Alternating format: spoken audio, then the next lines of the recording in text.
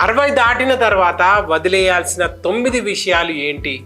ఆరోగ్యాన్ని నిర్లక్ష్యం చేయడం ఆపండి. ఆరోగ్యాన్ని తేలికగా తీసుకోవడం.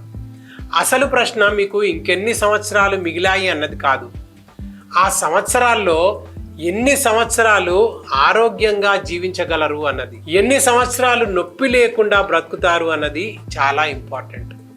రోజు నొప్పితో జీవిస్తూ కోట్ల డబ్బులు కావాలా, లేక తక్కువ డబ్బుతో అయినా ఆరోగ్యంగా ఉత్సాహంగా జీవించాలా?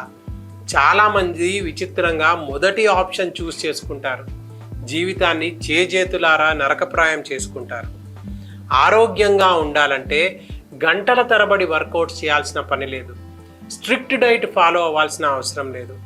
చిన్నగా మొదలు పెట్టండి, కొంచెం ఎక్కువ నడవండి, నీళ్లు తాగండి, బాడీని స్ట్రెచ్ చేయండి, ఏదైనా ఫిట్నెస్ క్లాస్లో జాయిన్ అవ్వండి.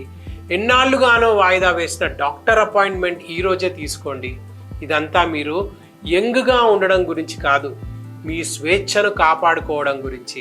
ప్రయాణం చేయడానికి, మనవాళ్లతో ఆడడానికి, నొప్పి లేకుండా ఉదయం లేవడానికి, మొత్తంగా ప్రతి క్షణాన్ని ఆనందంగా జీవించడానికి.